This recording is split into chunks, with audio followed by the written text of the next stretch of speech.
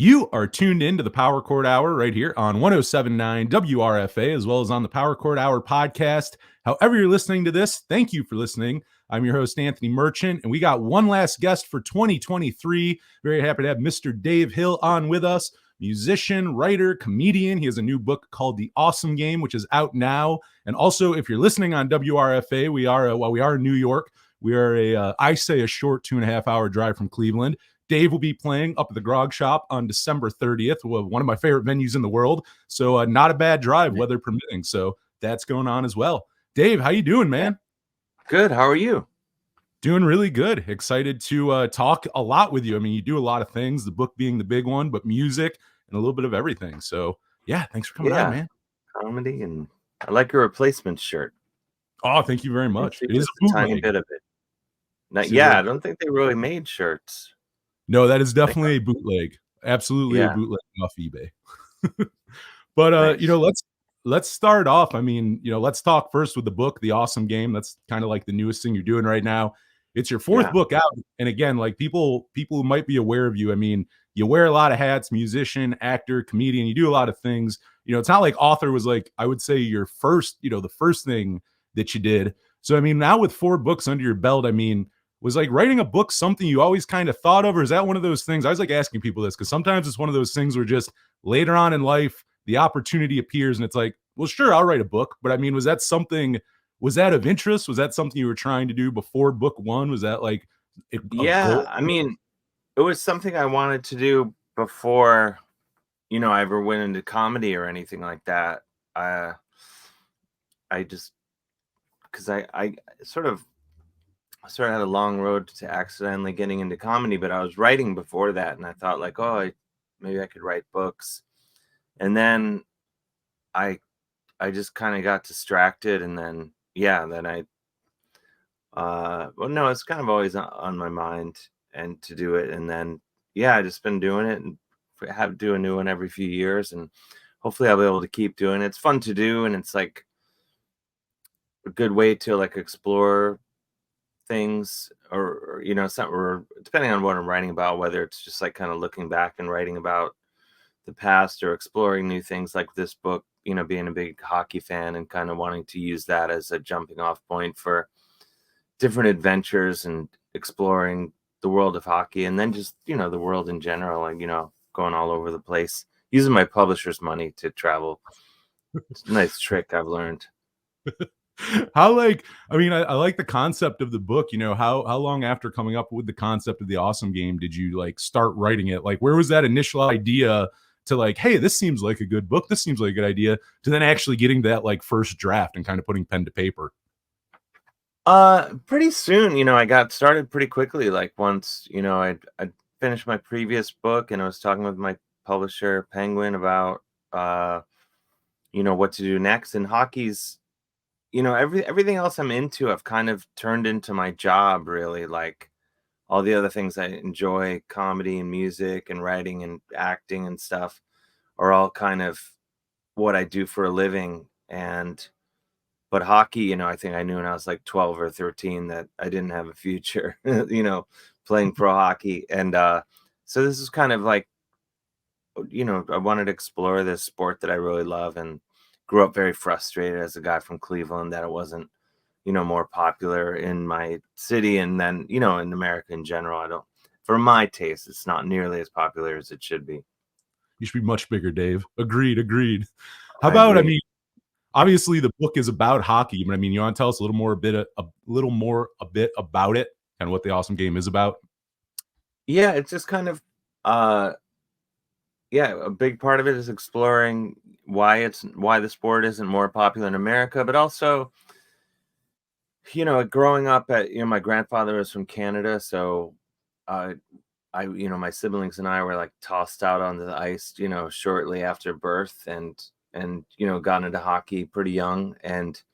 But it was kind of this underdog sport and kind of this outsider sport growing up in Cleveland, which I think made it more, even despite, being frustrated, also was kind of like appealing to me, because it was like, I'm going to go do this other thing that you guys aren't into and don't understand. And because I've never, I pretended to Cleveland's like very like Browns, Cavs territory, and I pretended to be into football and stuff because it's like social currency when you're a little kid. Showing up to the playground Monday and knowing like how the Browns did, and then once I was 13 and started playing guitar, I realized I was like, oh, I don't ever have to pretend to be into something I'm not into ever again. Like I'm only going to be into my shit. And I mean, I'm kind of always finding new shit to get into, but just like at that age, I was like, I don't like football. I never have. It was just like, learning Led Zeppelin songs. I was like, oh, good. I'm free of football. Nothing against football. I just think it sucks.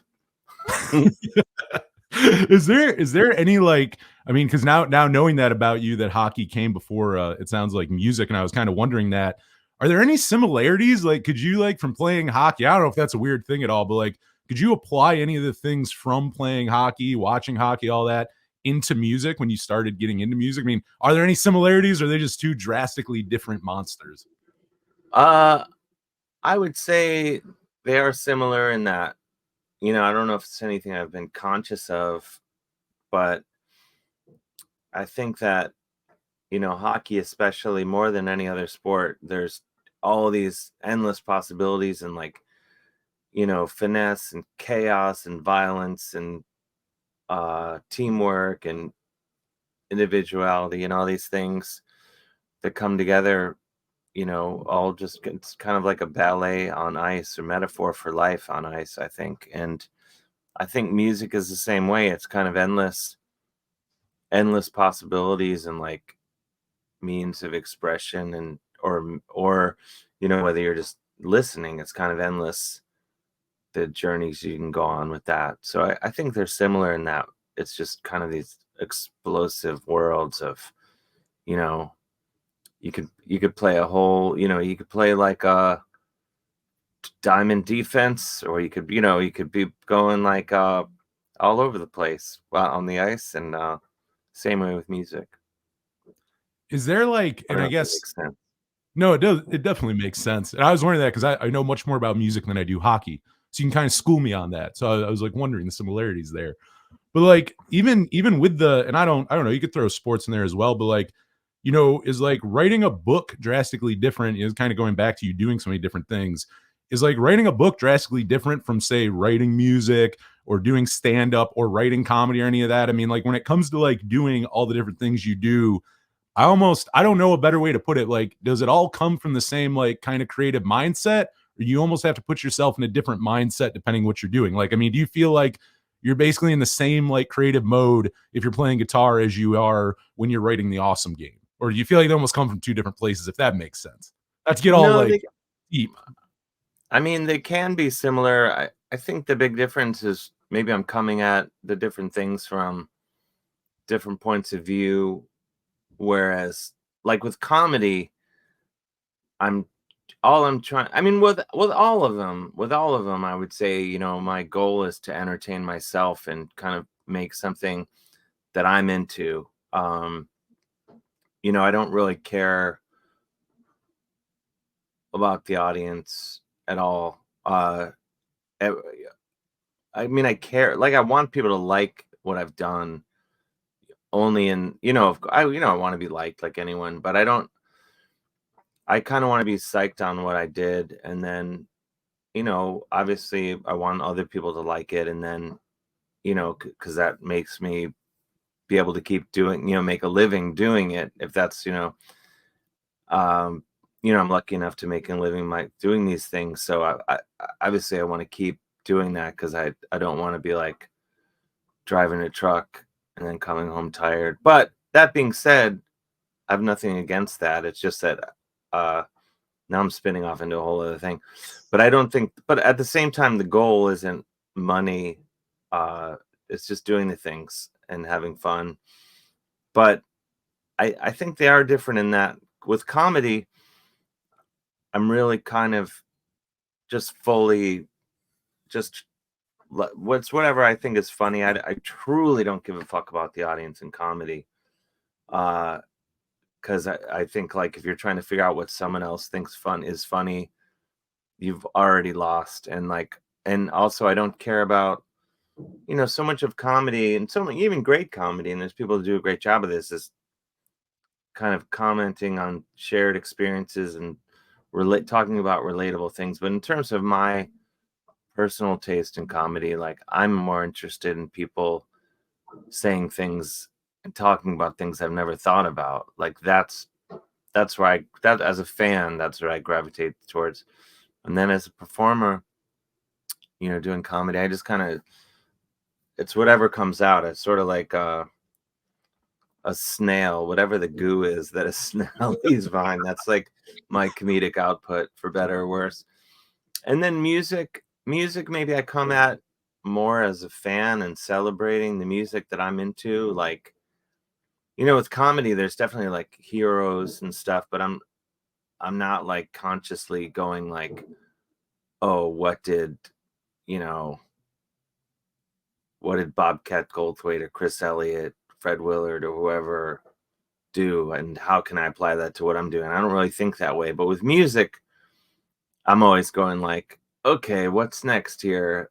I need to solve this one little thing. What would the Kinks have done? What would the Stones have, the Smiths, Bad Brains, whatever, Replacements, Who's Gradoo?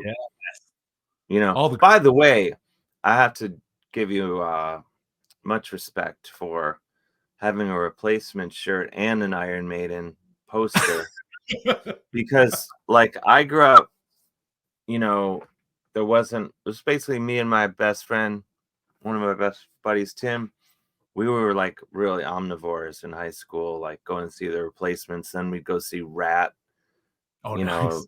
We would kind of just whatever we wanted. And people were like, what? You can't do that. We were like, we just did, And so I feel like you, just based on your shirt and your poster in the background, you're probably coming from the same place of I do. being an omnivore musically. I was just saying, like with music, I feel like I'm just kind of like trying to make music that like kind of just make a record that I would want to have in my collection. And that's like, for me, that's like, oh, what if we could combine all the stuff that I like, where you have Replacements, Alex Chilton meets with throwing a little Iron Maiden Wasted Years, and you kind of do, and then you kind of make this thing that hopefully someone hasn't done, but it's inspired by the things that you love. And then writing, I don't know, writing is a whole other, I think the big thing with writing is like all of it really, ultimately, you have to kind of sit down and do it. You can be inspired, and hopefully your inspiration will take you very far, but I look at all of it as kind of like cutting a lawn or something. You have to just do it and quit being precious about all of it. It's like, especially writing, I think of those things, people are so precious about it. Like, oh, people are always like, oh, do you write at home? I can't write at home. I'm like, well, do you have a fucking chair in your house? That's all you need, just sit down and do it. But people are like, oh no, I need to go on a retreat, and I need lavender, and I gotta be in a coffee shop, and that's to be jazz on, all this stupid shit. Like, I just think it's like, just do it. Like, you don't, just basic tasks like cutting a lawn or something. You don't go like, oh, I need like a picture of Arnold Palmer and like a bandana around my neck. Like, you just cut the fucking lawn. I think art is the same way. Oh, totally. I mean, even going back to like the music thing, like what you were talking about is like, I almost like, I mean, like a Paul Westerberg, like there's influences within that music that, I mean, the kids who are listening to them in the 80s would not like to know that Paul Westerberg was listening to like 60s AM radio hits and the kind of things that like bled in there. So it's the same kind of thing where like you want the audience, I feel like what you're saying is like, you want the audience to like what you're doing without pandering. You want them to like it without you trying to craft it to what will make them like it. If you like what I'm doing, sweet. If you don't, oh well, I'm enjoying what I'm doing. That's kind of what I get from what you're saying. Yeah, absolutely. Yeah, just like do what you love, and This is a very name droppy thing I'll do right now, but I love name dropping. I think it's fun. But I was just in Arizona. Maynard Keenan from Tool. Oh yeah. I had me and my buddy Puddle's pity party out there, and Nice. he gave us a tour of his winery and all that. And he was saying like, "Oh, we don't do like, sweet wines. We like dry." Well, it's just like, people are into sweet stuff, but I'm not, so we don't do that. And I was like, cool, I like that. You just do what you like. And then other people will be into it. And if they're not, fuck them. Who cares? Exactly. And so, I think that's the way you got to do it. And yeah, Paul Westerberg with AM radio. I mean, like, look at the Ramones, who are like basically a girl group, a 60s girl group, You're and so like, right. and you it's like all their songs can be like, you can in your head go, oh yeah, that's the Supremes. And but then, on one level people are like, oh, it's punk rock. It's like, well, yeah, that was like the weird byproduct of it. It's like discovering Marmite out of making the brewing process. If I can, drag condiments into this, it's just like, the punk rock, I think, was accidental with the Ramones. They were just trying to write, Motown songs. I think you're right. I mean, people forget about that too. I mean, if you want to go to early punk rock has to start somewhere. So the originators aren't listening to also punk. The Ramones weren't listening to punk. Punk didn't exist. Obviously, the influences are in different places, like people don't seem to think about that sometimes. Like, Yeah, exactly. Yeah. I think it's cool to like take something and hopefully, wind up somewhere else. And no, totally. yeah, just like, I don't know. And then, again, if I can just mix up metaphors and analogies, Do it, man.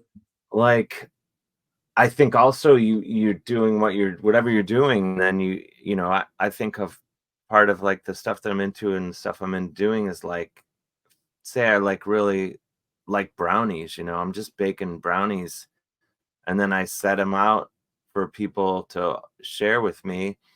And if they don't take the brownies, I'm like, all right, fuck it, more brownies for me. So I don't really care. I like it. I like it, Dave. I like it. Let's talk a little more about the new book. Again, this is your fourth book. Like, how Hmm. different would you say the process of writing this one was from the other three? I mean, was it pretty different? Or I mean, also by book 4, you almost have a rhythm where the process you almost have I don't want to say formula, that sounds bad, but you know what I mean? Like you kind of have a way you write these, or was this one like totally different from writing the other ones? It was different in some ways. I mean, part of it, I think, my friend Ben Acker is a hilarious writer, super talented dude. I was thinking I was working on like my third book and I was all like, I don't know. And he was just like, just trust the process. Like, you're working, you have this book deal, you're writing it, you have an editor, you have the publisher and all this. Like, just trust that you're going to do it and do the work and it's going to turn out well. And it was like really helpful to hear. So I think with the last two books, I've been thinking a bit more in those terms of like the first two books, I was just like beating myself up and having this voice in my head like, oh, this fucking sucks, you're garbage. And oh my gosh, you didn't hit your word count you wanted today, and then with the third book, I was like, well, what if I just didn't abuse myself the whole time and I just sat down and wrote it, and treated it more like what, like I was saying, like just doing the work of sitting down and doing the best you can and not judging it. And uh yeah, so I think the last two books have been more like that. But this book, especially the hockey book, The Awesome Game, One Man's Incredible Globe Crushing Hockey Odyssey, out now in all formats. I think a challenge of it was I wanted it to be a book about hockey, but also at the same time be like kind of an anti-sports book. I wanted it to be as much for hockey fans as for people that don't care about sports at all, and have it be an enjoyable read and not be bogged down in statistics and things like that. I wanted it to just be like kind of fun. And I've been psyched that, seeing people, in their reviews and comments just be like, oh, I don't give a shit about hockey, but I really enjoyed this book. Um, Obviously I'd be psyched if someone was like, I didn't give a shit about hockey, but now I do. I'd be more psyched with that reaction. But I'm psyched, I tried to write it and kind of use hockey as the spine of to or the trunk, whatever, and kind of go off in all these directions, like I wound up in Kenya because there was one team in all of Kenya, the Kenya Ice Lions. I went and played with them. Oh, And wow. while I was there, I saw a baboon steal a loaf of bread from a bunch of school children, which is hands down the most amazing and entertaining thing I've ever seen in my life. And so I include a lot of the stuff like that in the book. So that it's not, I'm sort of leading hockey fans astray and hopefully giving enough other stuff for non-hockey fans to be okay. I'm I'm I'm paying attention, that sort of thing. So that was a challenge of it, is to also, I think my enjoyment of hockey is like pretty basic. I mean, I'm knowledgeable about the game and the rules and all that, but I also kind of enjoy it on a very like a 5-year-old might, where I'm just like, this is awesome. I'm having a good time. I'm not really getting not paying too much attention to, like, I can go down the wormhole of like, oh, this is what they're doing out there, and like, this guy's doing this and the goalie's, this and that. But I'm also just psyched to be in arena. I love the sound of the game. I love just all of it. I love drinking a little too much at the game. Uh or drinking not at all. Either way. Uh I just kind of into the whole, I'm super into hockey sweaters or jerseys as they are known to the layperson. Um and just really connecting with people. Like right now, I'm wearing a Toronto Marlies hoodie that was given to me by the Toronto Marlies, which is amazing. Oh, They're an nice. AHL team, farm team of the Maple Leafs. And, that came about. I was playing the national anthem at the Cleveland Monsters game in Cleveland. And dude on Instagram was like, oh, my buddy's the equipment manager. So he's like, you guys should know each other. So actually, uh, so Will Burns with the Marlies equipment manager, we start talking. I'm doing the sound check for the anthem, and he's like, "Oh man, I love it! Like my favorite band is Rat."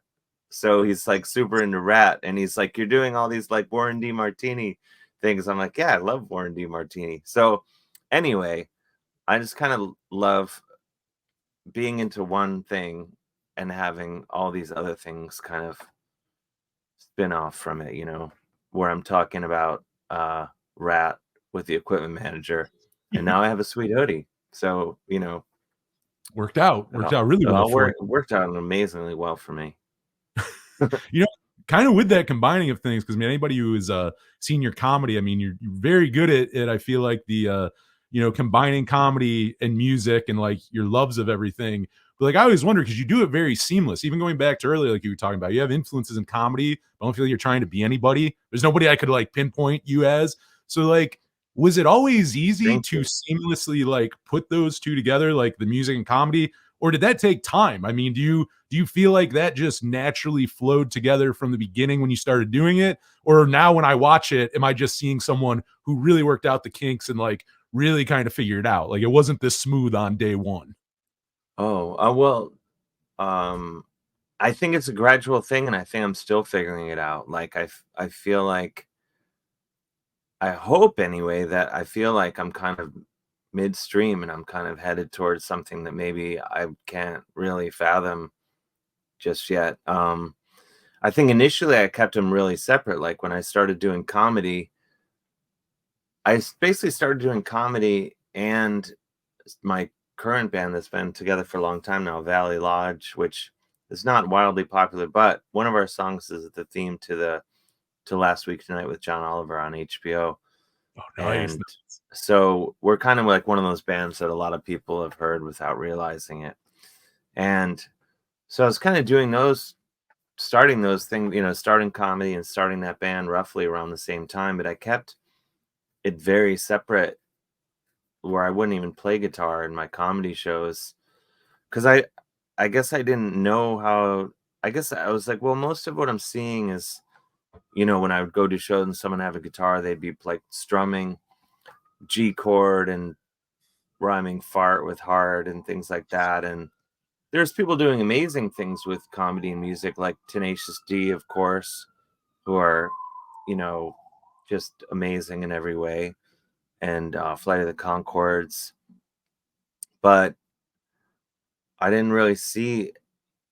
I guess I was like, I had such reverence for rock music, and just, well, in the broad definition, that includes Replacements and Iron Maiden.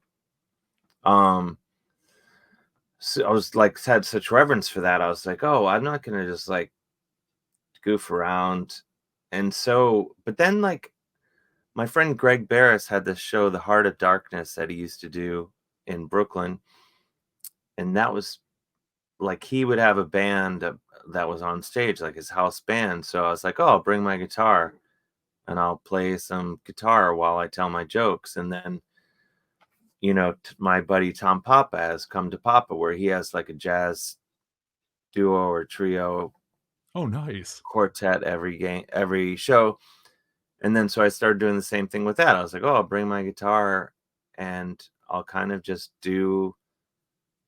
play guitar while I'm telling my jokes and stories and things. And then, also Wesley Stace, another buddy of mine, Cabinet of Wonders show that he does in New York and then other cities, he has a house band. So I would do it with that. So it was more kind of like, oh, well, there's a band.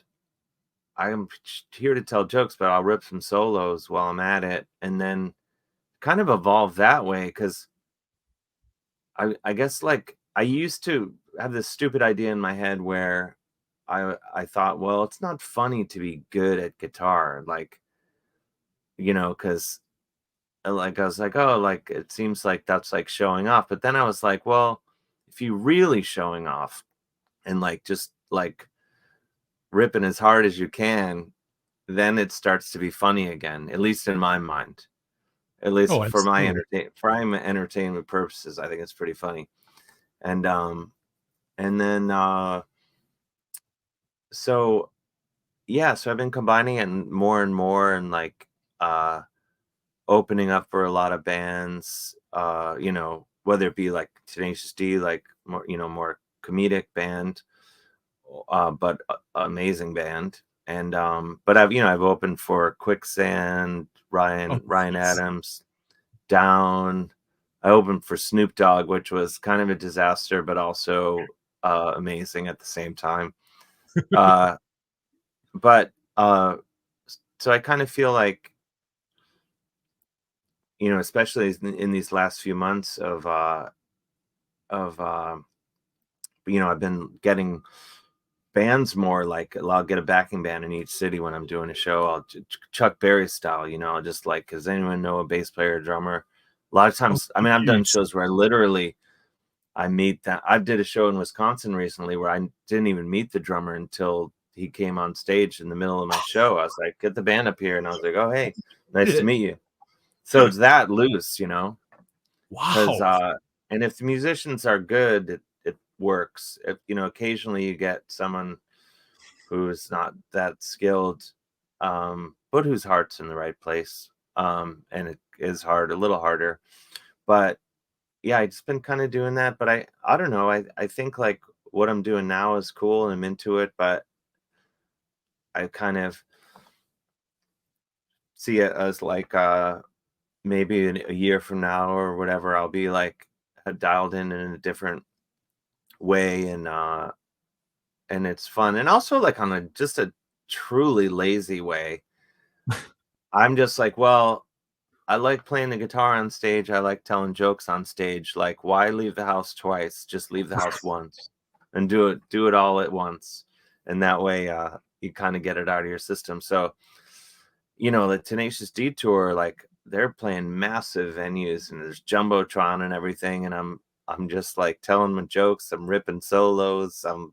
So I'm kind of but it's bittersweet at the same time because I'm like, oh, I'm ripping solos, but I'm not really like playing my songs and telling my jokes. But then I also got all these pedals. I don't know, is that cheating? Probably not. I don't think it's cheating. I don't even know why I suggested it. It's not cheating, man. It's not cheating, It's Dave. not. No, because with my comedy, when I write the jokes, everything I perform with with the guitar on stage, I've performed a million times just with no guitar, just saying it, so I make sure that it works. It doesn't need a rhythm section, like I can just stand there and talk.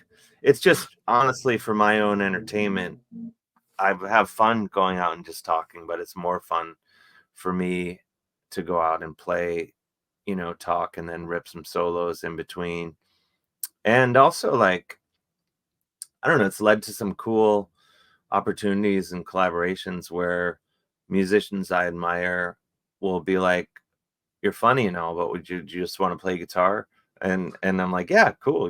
Like my buddy Walter Schreifels Oh, hell from yeah. Quicksand and Gorilla Biscuits and Love them Rival both. Schools, and so I mean we've known each other for a long, like since the '90s, but uh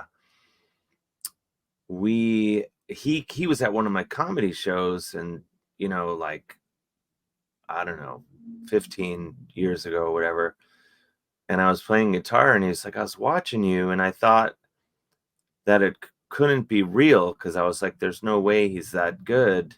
And then he's like, I kept watching and I saw that I was like, oh, he's faking it perfectly. Like everything he's doing, his hands are in the right place for that thing. And then he's like, then I realized you were actually doing it. And then he was like, do you want to be in my band? So that's how I wound up playing in, his Walter Schreifel's band. We toured Europe a few times. So sort of out of comedy, some musical things have come. So yeah, I'm enjoying like making it as blurry as possible, just mixing in. Sometimes I'm like, I don't know what I'm doing because I don't really know anyone else who's kind of doing exactly what I'm doing. No. So it's kind of like sometimes I feel a little like, what's happening? Where is this going? But I'm excited, and hopefully I can maximize the potential of it over. I don't know, anything I'm doing. I'm just trying to like figure out, try to do the best that I can, and realize my potential as at whatever I'm doing. Like even the guitar. Like right before this, I took a guitar lesson on Zoom Oh, really? because I'm just like, oh, I should be better. I want to be better, you know, just for my own fun, just kind of, I think it's like more fun to be, if you're doing something, if you play tennis, it's more fun if you're better at it, probably, I would think. I definitely agree with that. I So, I actually I feel that way about everything. I was kinda like I'm still thinking about it. It's blowing my mind that not only, like I mean, because it is, like, thinking about you doing music and comedy up there and the way you do is already crazy, but to then go that you, like, you have a backing band that's basically different every time, like, in every city kinda deal, like, for one, credit to you because you yourself have to be a pretty, good musician to be able to just go play with people randomly like that, but also, like, maybe I'm pulling this out of my ass, maybe there's no connection, but, like, doing comedy and music, like, there is that improv on the spot thing, I'm sure, with like doing stand up. I mean, is that comparable to the improv of having three new people up there to play with every night, not knowing how it's going to go? Or is that a different kind of improv? Because, like, or improv, but also that live in the moment. You know what I mean? Like, is there, Yeah, I mean, it's cool. I definitely like things that are like, it's more fun where you're figuring it out on the fly, and there's if I do some more name dropping, My Drop friend those fucking names. Chris Murphy from Sloan. Oh hell yeah, I love Sloan. He played That's drums. Yeah, they're an amazing band, and he's a great dude. One of my best friends. And so he played drums with me in Toronto recently, and he was like, "You thrive. It's like you thrive on chaos." And I was like, which seems like a bit. I don't think of my life. He's not referring to my life. He's just referring to my stage show. I'm like, yeah, I do, definitely.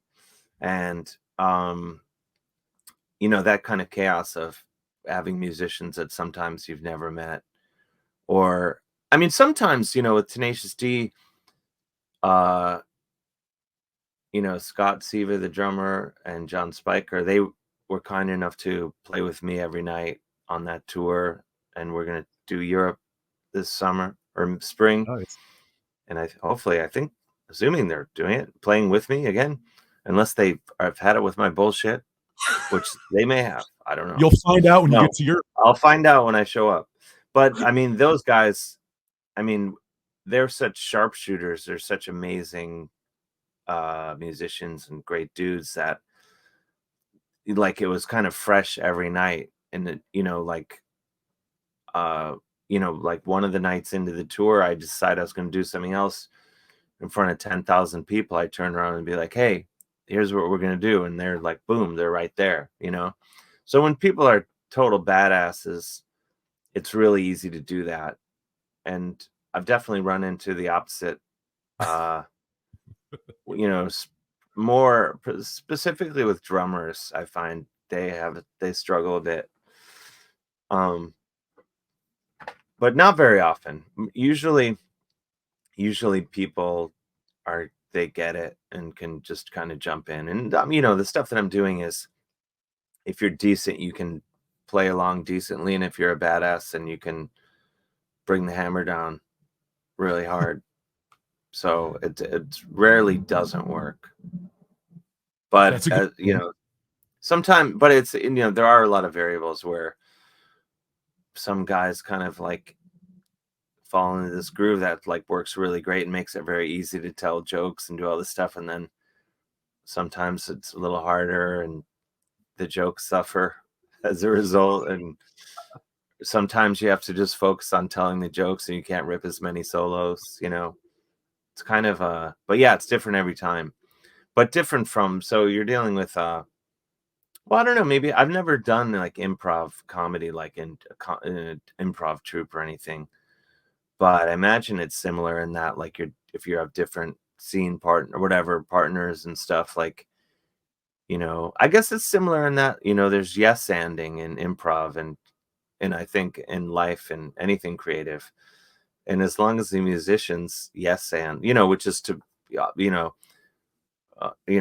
principle, if you maybe but it's just sort of building on what someone's doing, and agreeing with it and building on it rather than shutting it down. And if you can do that musically, things go better, and it comedy that it goes better as well. So yes, they're exactly the same. That's my long answer. Also, I have to acknowledge, as I do every time people bring up Sloan on this show, I'm kicking myself in the ass for just discovering this year. They're like the greatest band of all time, and I somehow just heard yeah, man, they've been kicking out. I've had a big catalog to go back through. Very big. Yeah. There's a lot. I mean, that's the exciting thing about. You should never feel bad about discovering any art form, quote unquote, late, because it's just exciting. Because then there's so much for you to dive into. You get in on the ground floor, then you just have that first album. You get in. You get in 25 years later. You have a whole pile of shit to get into. You got a back catalog. 30 years with them, actually, I think. It is. It is absolutely. So I'm jealous of you, actually. I've gotten to hear all those songs the first time this year, the ones you've heard for decades. Yeah, I've been hearing it forever. Sick of that shit. I did want to ask him. He brought up Tenacious D a couple times, and I know you just got off tour not too long with them. By the videos, that tour looked very fun. Am I correct with that? How did that tour end up? maybe the funnest time of my life. Definitely, like, if not the funnest, definitely up there. Uh, they're amazing. They're the nicest guys. Jack and Kyle, their band, their crew, everyone was just so kind and welcoming, and put on such a great show. I mean, musically, total badasses, funny as hell, amazing. The songs are so, like, I mean, it was just like every night I'd watch the show. And I saw Metallica at MetLife Stadium, like, right before this tour. And I've said this a million times, Tenacious D kicks the shit out of Metallica. Oh, In damn. terms of, like, and I'm a huge Metallica fan. Don't get me wrong. Mhm. I'm a huge fan. But for as terms of just entertainment value and just badassery, Tenacious D's got fire. They have a blow up Satan. They just had all this shit. Metallica goes out there. They're like, hey, we're Metallica. Here's Search and Destroy. No, Seek and Destroy. I'm going Stooges on you. Stooges. Well, I mean, well, I don't know. Both are Stooges great. are amazing too. I mean, Stooges, don't get me started. Seek and Destroy. Here's Sanitarium. Whatever. Anyway, my point is, it wouldn't kill Metallica to stop skimping on the fire and get a blow up Satan, and then we can talk. I mean, yeah, when you put it that way, I don't think anyone can argue with you. I don't think anyone can Yeah. argue at all. Yeah. Tenacious D No. all the way. No, they truly. I mean, that show was so great. I was so psyched. I'm so psyched I'm touring with them again in May, and I'm so psyched to just be out there watching it every night. Nice. That's gonna be. I'm sure that's gonna be a great tour. A couple more Yeah. for you, here, man. Before I let you go, I was gonna ask you too. Like I mentioned earlier, you got if you're listening on the radio show, Grog Shop show, December 30th. Which actually, if you're listening to the radio show, that'll be tomorrow night. If you're not doing anything tomorrow night, you got Dave Hill up at the Grog Shop. I was wondering for Are you gonna have you. to edit my swears out? I swore a few Yeah, times. it's okay. You can swear all the fuck you want. I go through Oh, and yes, I edit you these. go. You can say whatever you want. Okay. Also, Well, I'll tame myself. this airs from 8 to 11 and from 10 to 11 the Safe Harbor Act. I don't know if you know like FCC Safe Harbor. So Yeah, like yeah. You can drop you the can F's and the yeah, S's. say fuck, say shit all you want 10 to 11. We're okay. Yeah. Maybe I'll just air this on the later part of the episode. Sure. But no, I was gonna ask again, people listening, drive on up to Cleveland. I was gonna ask you because obviously Cleveland, your stomping grounds back in the day. Did you play much at Grog Shop over the years? I mean, was that a place you've played a lot? Also, did you attend shows there when Oh, back? totally. Yeah, 1000%. I mean, I went to high school with Matt Muggeridge. We played on the high school hockey team. Matt Muggeridge, who's started the Grog Shop, Oh wow. and Kathy Blackman now. She's been running it for a very long time. So I'm like ground floor. That place pretty much. I mean, I was like living in New York when it opened. I was in college, and then I wound up back there. But yeah, I played in bands. My first band, Sons of Elvis, played at the old Grog Shop. I was in a band called Cobra Verde. We played there. And yeah, any band I've ever been in has played in the Grog Shop, I think. I mean, the Valley Lodge does not play at the Grog Shop, actually. I don't think. But yeah, and then they moved down to the streets of this new location. So yeah, part of the reason, I mean, I love playing places that do music and comedy. I'm much more comfortable than doing like strictly comedy places. And yeah, my relationship with Grog Shop goes back, 30 years now. Jeez, that is Yeah. amazing. Kind of going off that too, because I was going to ask you, like, I mean, I live Jamestown, New York. We're like right on the border, like 45 minutes from Erie, PA. So like, we don't get a lot of Oh, shows here. What was that? isn't that where the Comedy Hall of Fame is? Yeah, the National Comedy Center. Yeah, that's here. I did something there a few years Really? ago that was super fun. Yeah, and It's like 3 yeah, I blocks want to from come the back. radio station. Yeah, I dug it. And Natalie Merchant from isn't 10,000 Maniacs from Jamestown? Yeah, their, keyboard player was our former manager or general ma he basically started the radio station that this, show is on. Dennis Drew, Oh, he started wow. basically the station. Lots of connections. That's Yeah, we're down wild. near Jamestown.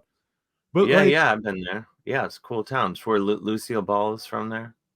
you do know Jamestown. It's always a I'm hit or that. miss. Some people know I'm like Jamestown, the some people Rain Man of Jamestown.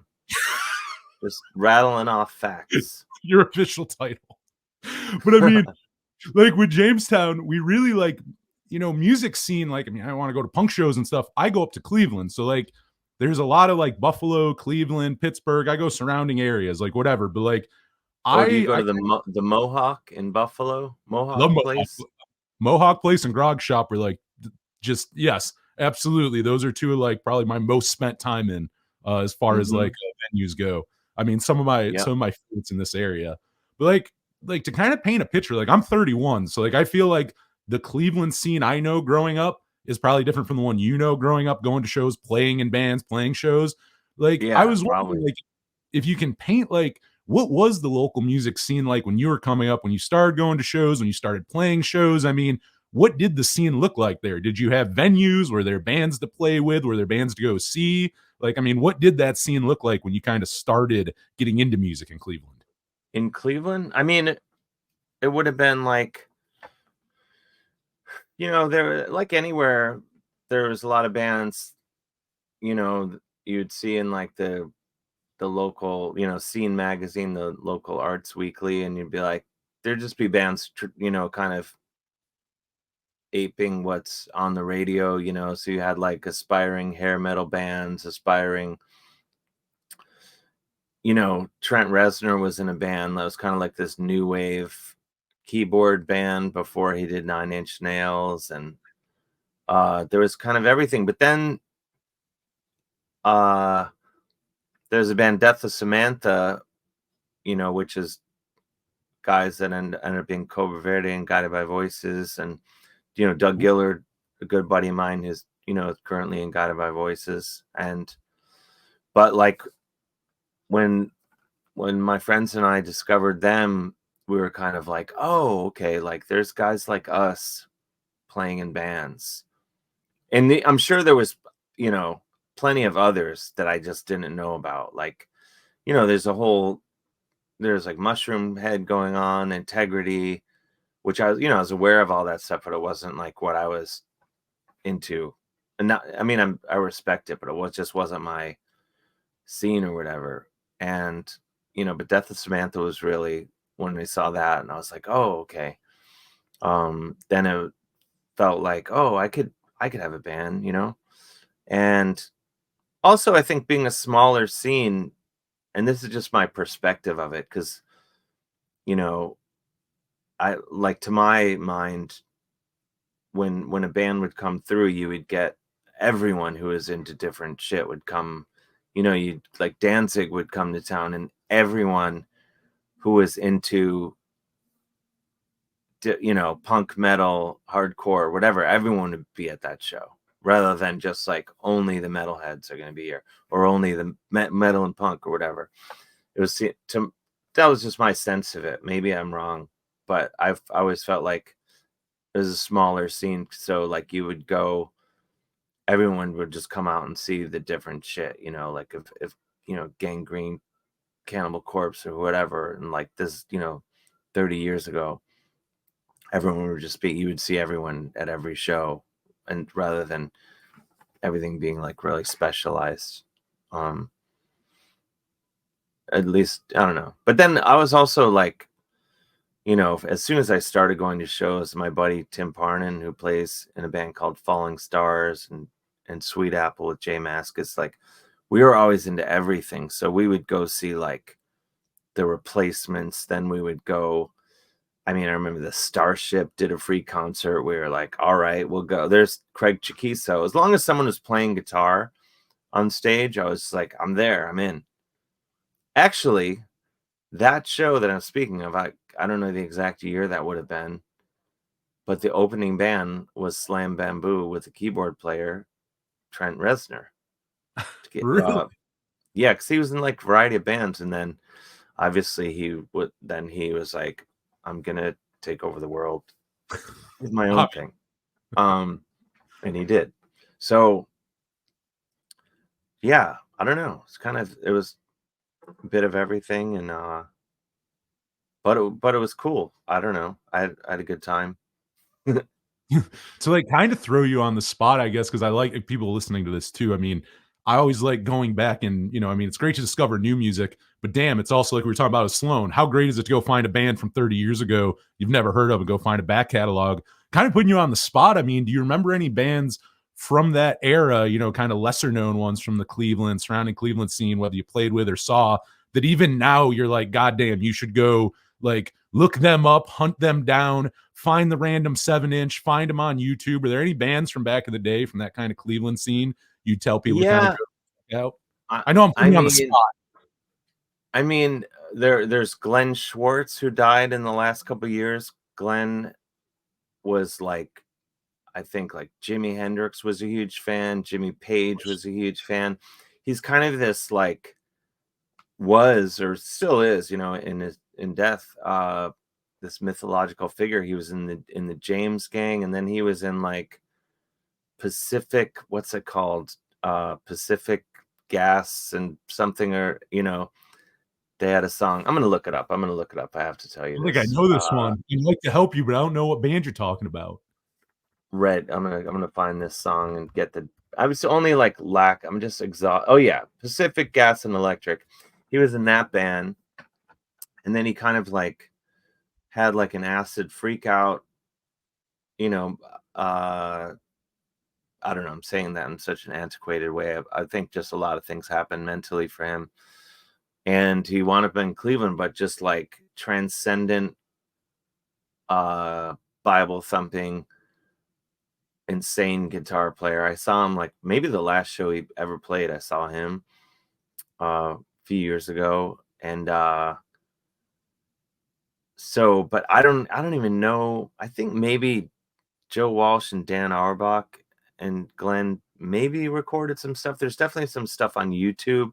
If you look up Glenn Schwartz, he was this guy. I mean, he was amazing, but also like kind of his stage banter was kind of like made it very hard for him to uh, take over the world, which he should have, because he said a lot of things that wouldn't fly in many places. And so him, and I would say Doug Gillard had a band called Gem that made one record for, I believe, Restless Records, and that band was amazing. And Doug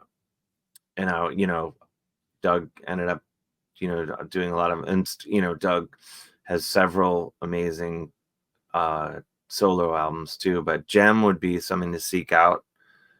Cleveland band. There's an gosh, Bill Fox. You gotta that's probably the biggest one I'm gonna give you. Well, all of these are great recommendations. Bill Fox, go listen to a record called Transit Byzantium. There's some, I'll Give It Away is my favorite song on that album.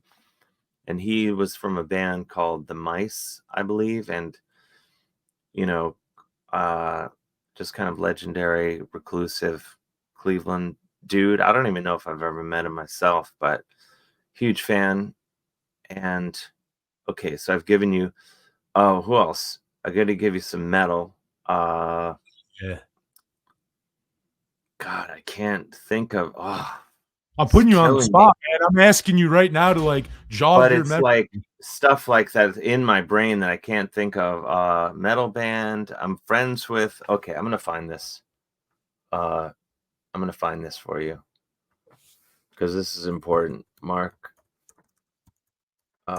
drummer, metal. What's the band? Breaker. Breaker. That's the band. Breaker is a metal band, like 80s Cleveland in the sort of just classic metal, underrated metal band from Cleveland you could seek out. What else did I forget? I don't know. I don't know. Those would be the ones for now. I mean, then there's some of the things probably in my mind that are, to my mind, everyone knows about, but maybe they don't. But obviously, Cobra Verde, check that out. Great band. Current one, Falling Stars. I'll remember 50 things when we hang up. Later on, yeah, you're gonna think of so But many. those are all good recommendations. No, those are some really good ones. I guess I've heard of a couple, but definitely some in there I myself have to jump into. Yeah. But yeah, man. I mean, one more for you, and then I'll let you go. I got to ask you this because it's how I discovered you back in the day. Like my exposure to Dave Hill would have been on Mark Hoppus's show in like 2011. I was like in high Oh school. yeah. You did a couple segments on there. Like, how did that come about? How did you end up on the show? Like, that's how I know you. I remember being in high school. I think on the first episode, maybe even like watching on my TV, and there's Dave Hill. I've known of you since. I don't. I think they saw me do something else. Yeah, that's must have been what happened. And I just remember having a meeting there with Sue Fellows and Tony Fask.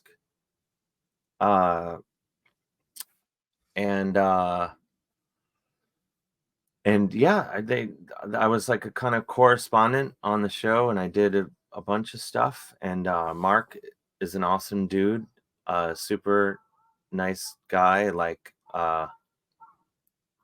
and so it was super fun.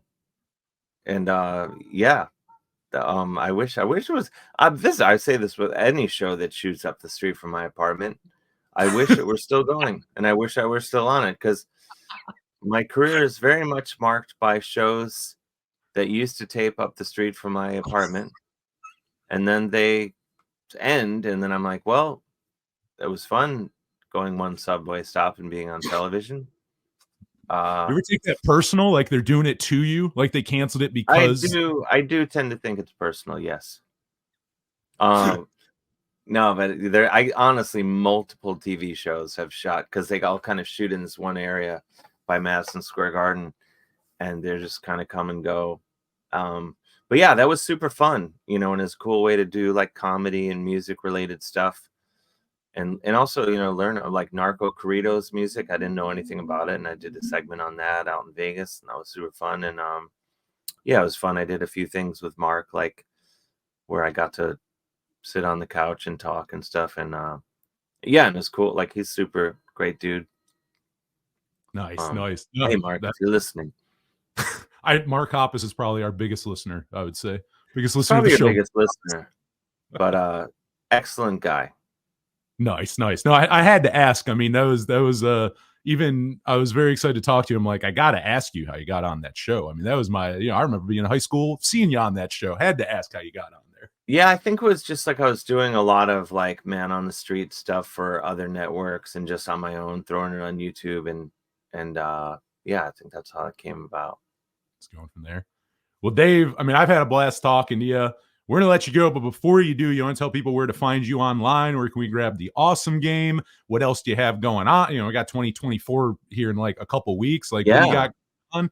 Plug away, man. Tell us what's going on. Okay, I'm going to do it. Yeah, Grog Shop, December 30th. You better come. I'll be in LA January 8th, doing a solo show January 6th and 7th. I'm doing Kevin McDonald from Kids in the Halls, nice. Superstar Musical, all in LA at Dynasty Typewriter. Yeah, my book, The Awesome Game, One Man's Incredible Globe Crushing Hockey Odyssey, available in all formats wherever you get incredible books.